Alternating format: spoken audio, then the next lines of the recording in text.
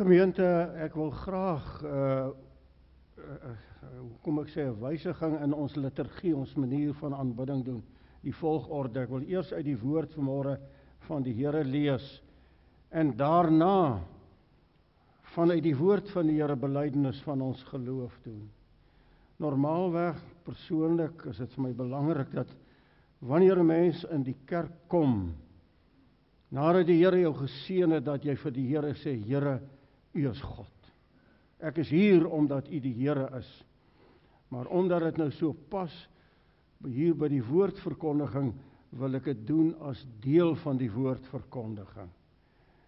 En ek wil ook vir u nou weer vra, dat die boek is in 'n sekere opsig 'n gewone boek. Papier is nie heilig nie, maar hy word heilig vir ons anders, wanneer ek God hoor praat.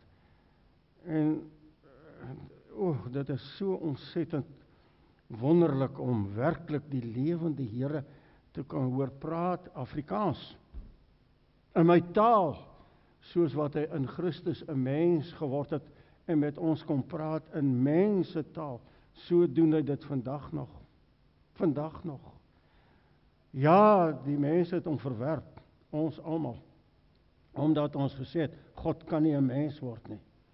En daarom ook 'n paar oomblikke weer van stil gebed, waar ons ook vra, Here, as ek die woord hoor, dat ek nie net vir Paulus sal hoor nie, maar dat ek deur Paulus vir u die Here sal hoor. Paar oomblikke ook weer van stil gebed. Here, ons wil andermaal vir u net sê, ja, ons kan lees en ons kan skryf en ons kan baie dinge doen. En baie keer vergeet ons dat dit genade is. En dat dit u toegif is. En nou ook as ons die woord lees.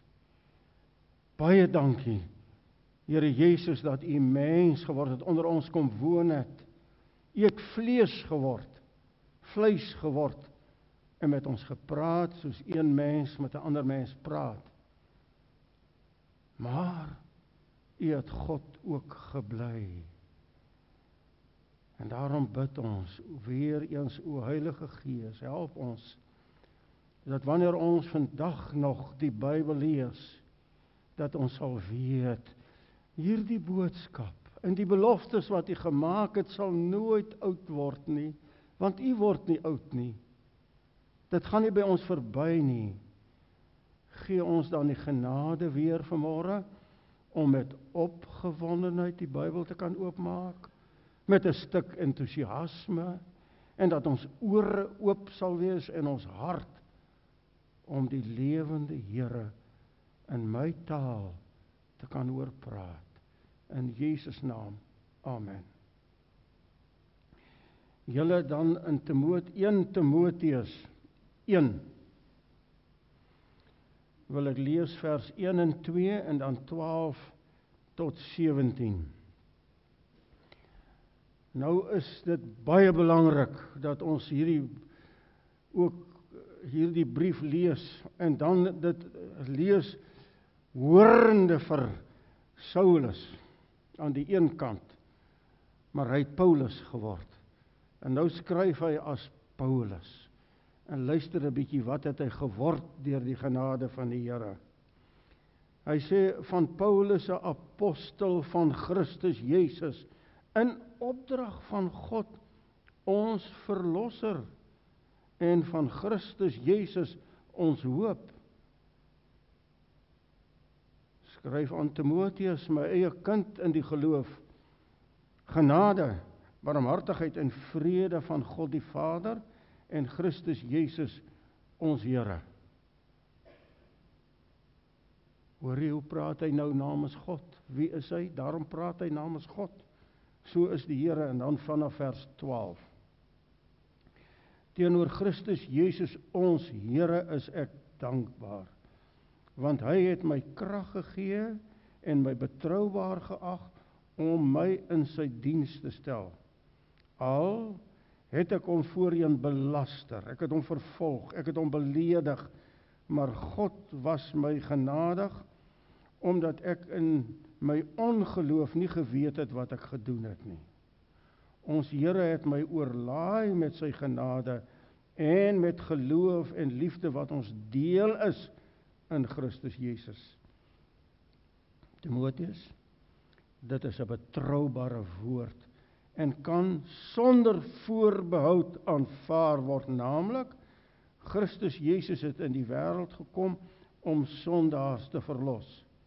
Van hulle is ek die grootste, maar juis daarom was God my genadig sodat Christus Jesus aan my as die grootste sondaar al sy verdraagsaamheid sou betoon en ek 'n voorbeeld kon wees vir almal wat in die toekoms in hom sou glo om die ewige lewe te verkry.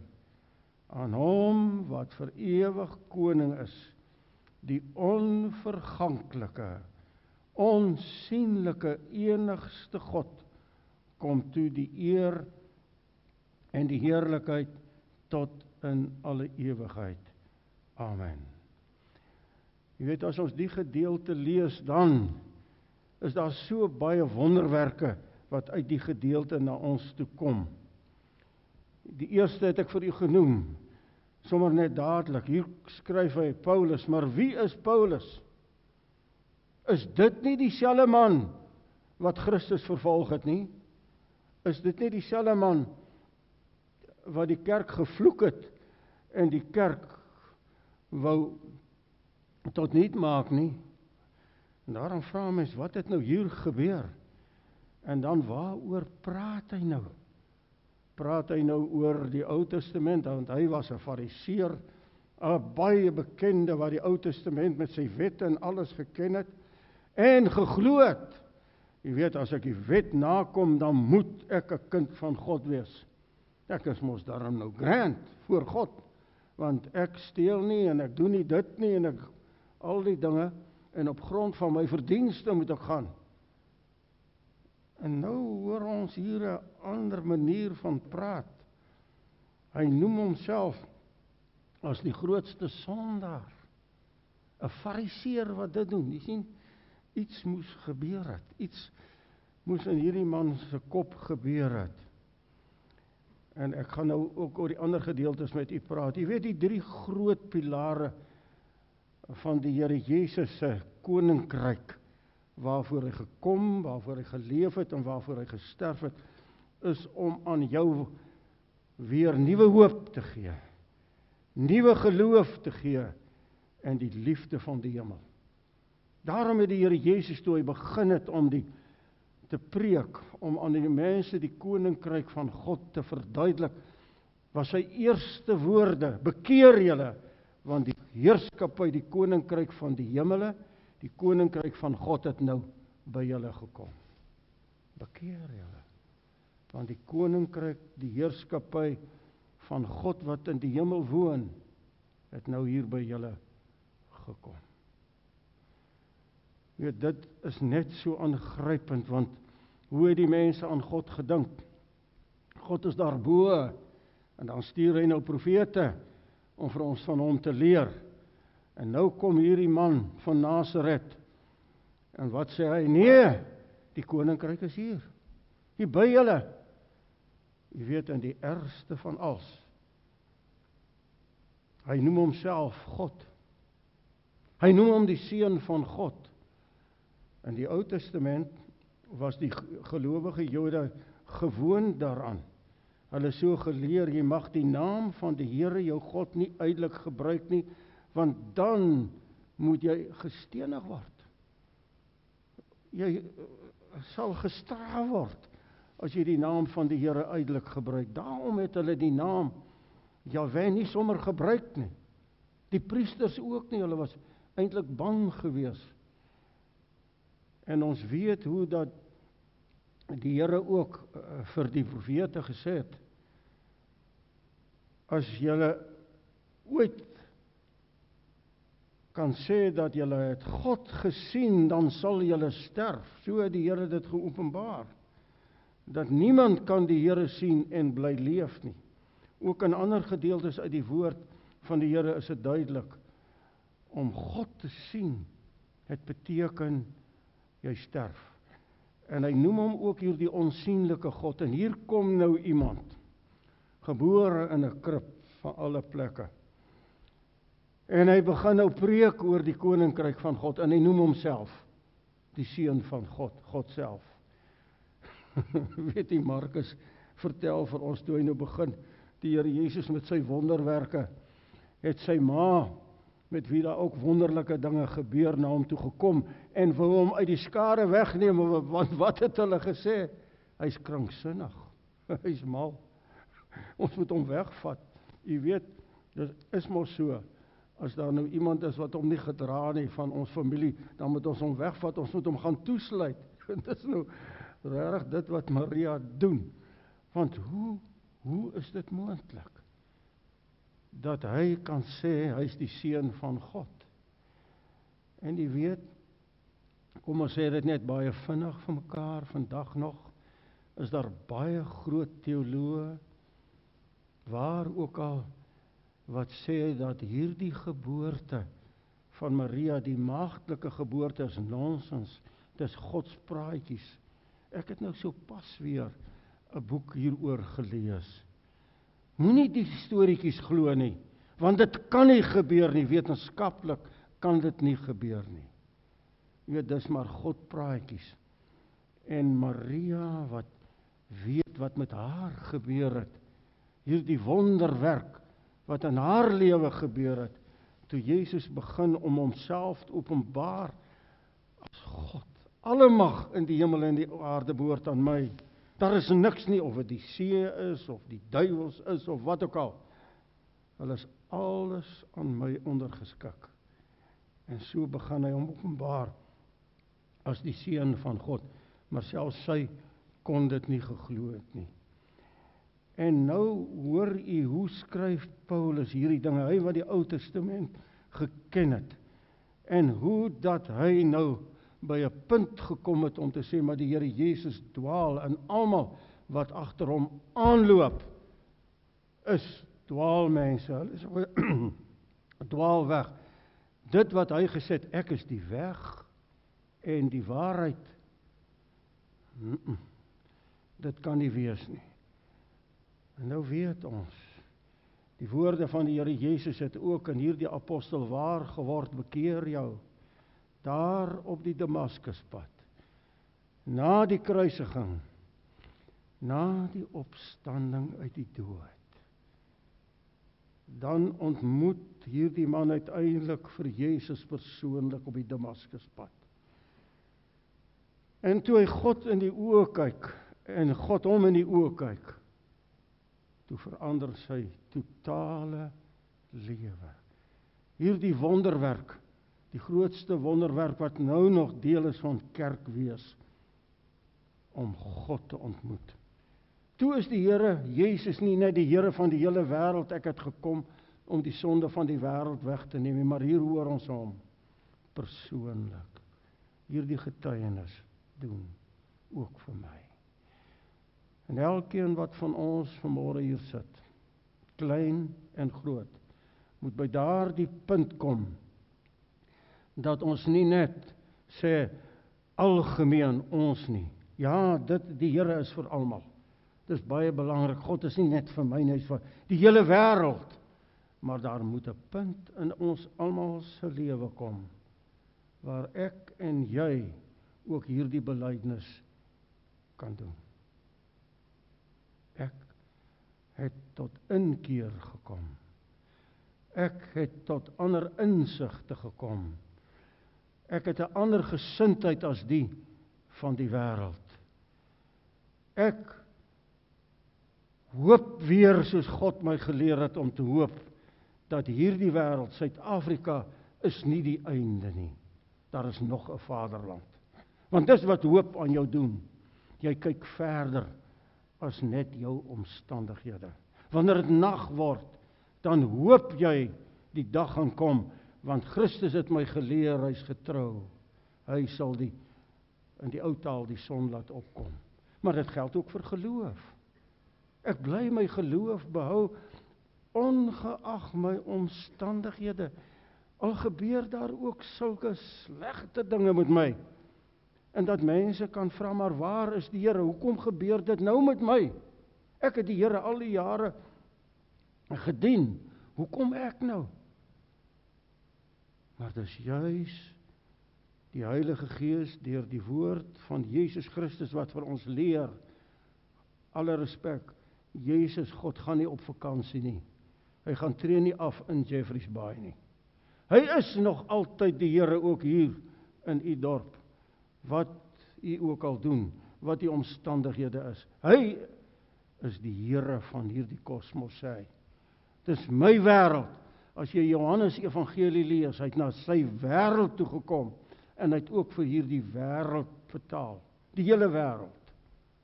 Aangrypende groot dinge. Jy sien, dit is 'n wonderwerk dat as jy ook daaraan dink, maar hoe is dit moontlik? Weet, as jy ook aan Timoteus se wêreld dink, wanneer Paulus nou vir ons skryf oor hierdie dinge, van die verandering wat daar in sy hart plaasgevind het by die ontmoeting van die Here, dan dink jy baie daaraan, wat gaan van Timoteus word, wat het er van hom geword? Ons weet nie hoe oud was hy nie, maar mense aanvaar, hy was bietjie jonger van geslag gewees. Nou, in watter tyd het Timoteus geleef? Dis die tyd waarin ons vandag leef. Waar die rede, die groot eienskap, die groot God weer geword het van die mens. Sien is glo. Daai ding wat ek net maar vir u genoem het, dat as die wetenskap nie 'n ding bewys nie, sal ek nie dit aanvaar nie. Die wetenskap kom ook van die Here af. Hy het ons in staat gestel, alle mense, gelowiges en ongelowiges, om wetenskaplik te wees, om navorsing te doen. Dis wonderlik. Maar ek en jy weet dat God het die hele mens gemaak, ook met sy rede. En as mense nou kon verklaar, jy weet, ons het nou 'n studie gedoen, byvoorbeeld soos die Grieke of die Egiptenare van die son. Son gee jou krag. Hy gee jou lig. Hy laat die, waarmee boer julle appels hier, né? Weet, ek ken net 'n mielie, ekskuus, maar is amper naby aan 'n appel, of weet ook nie. Maar in elk geval, hy gee die son en hy gee die groeikrag. As ek terugdink aan daai wêreld waarin ek groot geword het, wat julle nou nie ken nie. Hoe het ons groot geword met die oë op die wolke? Droë landkoring en mielies, dis droogtes en reën. Dan het jy van kleins af wat geleer om te bid. Ons het baie bid daar vir reën gehou. En ek is nou nog 'n ou wat, ek en my vrou, wat kan bid vir die reën, omdat ons die Here erken as die God ook van die wolke. Maar in dit alles is hy besig om droogtes, om reën te gebruik terwille van sy groot plan wat hy met ons het.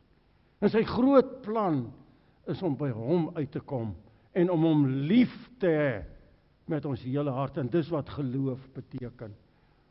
Nou, daar is baie dinge wat ek nie verstaan nie, maar die een ding, dis die waarheid, Timoteus, dis die waarheid. God bly in beheer. Al lyk dit nie vir jou oor so nie. Al voel dit nie vir jou so nie. En dis waaroor hy skryf, oor die waarheid.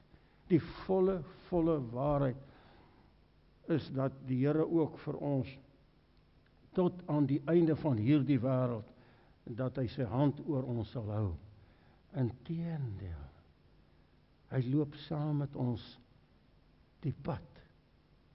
Soos byvoorbeeld, as jy dink aan die Emmausgangers, die graf is leeg, maar hulle weet nie wat het gebeur nie, hulle glo nie. En dan verskyn die Here Jesus, hy kom sit ook daar by hulle aan die tafel. En wanneer hy daar aan die tafel sit, dan gaan hulle oë oop. Jy sien, die oomblik as ek en jy ook as ware soos Paulus in ons lewe inneem, dan gaan ons oë oop. Dan gaan ons harte oop. dan raak ek en jy ook getrou. En dan raak ons ook entoesiasties. En dan kan ons ook op 'n dag in die oggend opstaan en wat maak en sê, Here, dankie vir hierdie dag. Dankie dat U nog 'n dag in my lewe gegee het. Jy weet, ek wil hierdie puntjie net baie sterk onderstreep, as ek ook dink aan een van sy disippels, Thomas. Saam met die Here Jesus geloop, saam geëet toe hy duisende kos gegee het, gesien het hoe hy blindes sy oë oopmaak, al hierdie wonderlike dinge saam met die Here Jesus beleef het.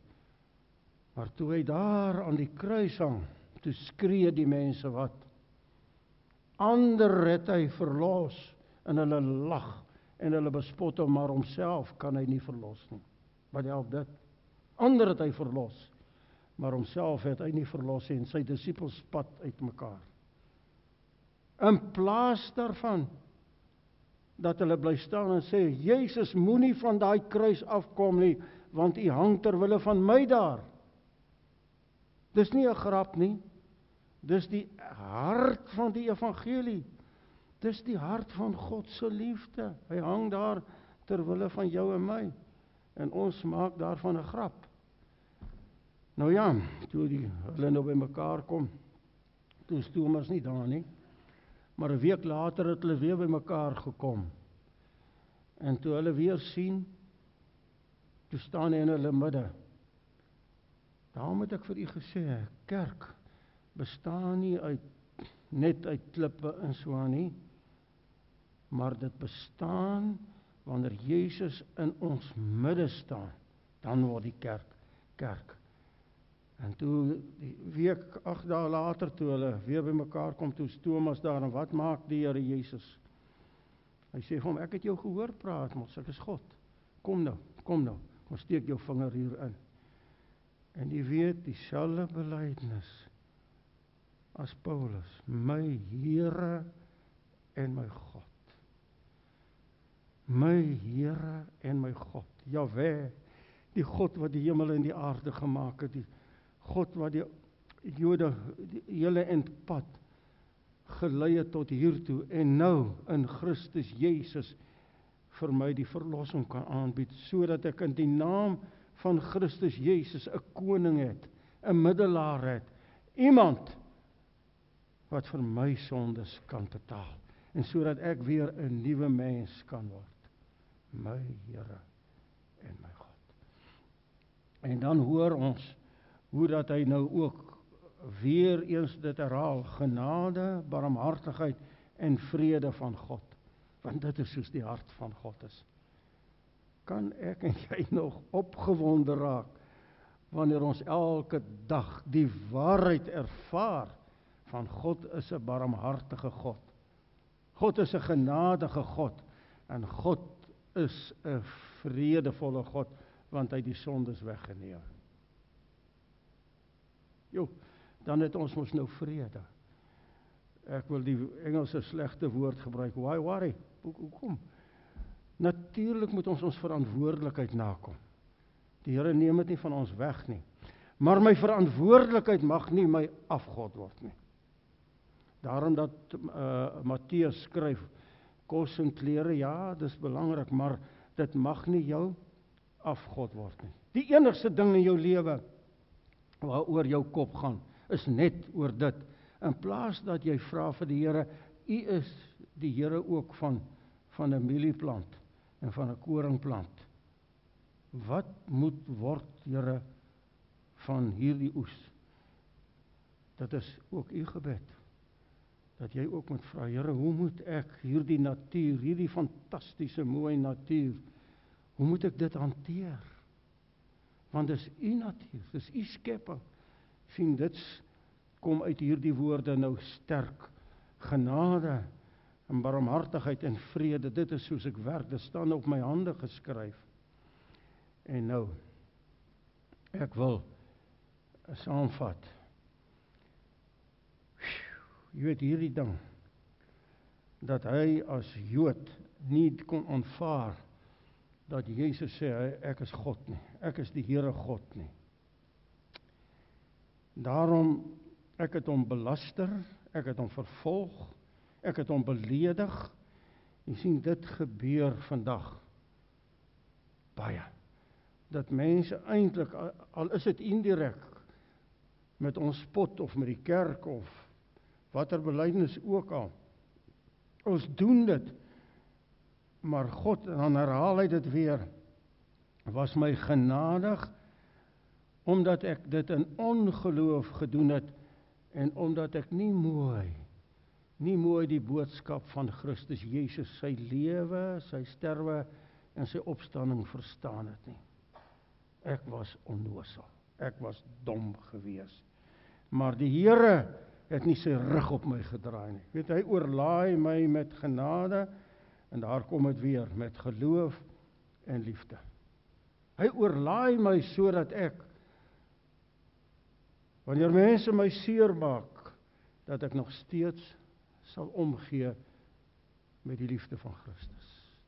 En dat ek ook nie my rug sal draai op my naaste en hulle wat my vloek en my beledig nie, maar dat Christus my geleer het, nie om die sonde saam te doen nie, nie glad nie, maar om die saam met die wêreld te vloek en die paadjie te loop nie. Want dit is wat die liefde van Christus gedoen het aan die kruis.